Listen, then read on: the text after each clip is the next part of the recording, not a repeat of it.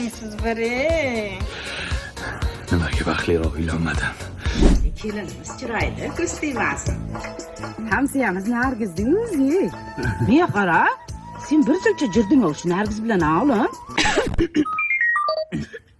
Voy kelin, siz hech ham xafa bo'lmang, o'zingizga olmang, maylimi? Jigitchilikda bo'lib turadi-da aynan, a? Yo, oyijon xafa emasman.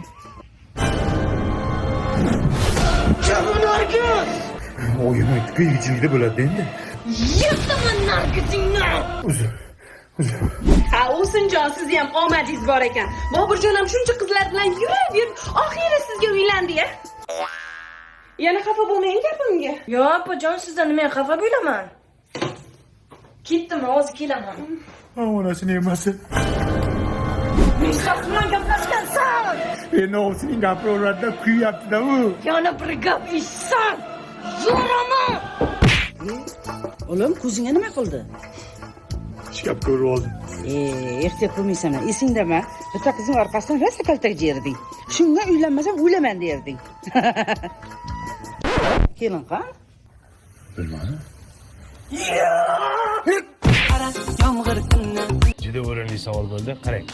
Hozir siz shashlik yeb o'tiribsiz-a? Uyda ayolingiz nima yeyapti? Erkak kishi nima yesa, ayoliga ham shuni yedirish kerak ekan. Ofitsiant, Ha, akalar. menga 4 ta shashlik qo'ying saboy. Juft halolimga. Xo'p bo'ladi. Meni ham xotirimga 4 ta qo'ying, mazza qilsin. Menga ham 4 ta qo'ying. Kimga juft halolingami? Ha. Qo'ying. Mayli, ayolingizga shashlik olib berdingiz. Lekin ota-onangizgachi? Ota-onangizga oxirgi marta qachon shashlik olib berdingiz? Esla olasizmi? Ofitsiant, Ha, aka. 10 ta shashlik qo'ying.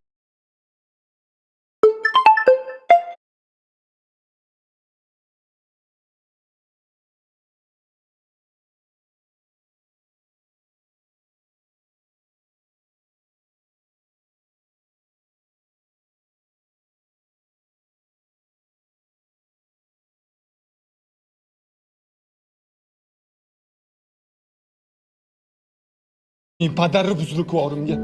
Meni ham jannatim onamga 8 ta qo'ying. 4 ta shashlik qo'ying, ota-onam dietada. Ana hay ota-onangizga shashlik olib berdingiz. Lekin jigarlaringizgachi? Aka, singil opalaringizga olib berdingizmi shashlik? Ofitsiant, shampurdagi bor shashlikni qo'ying 7 ta avlodimga.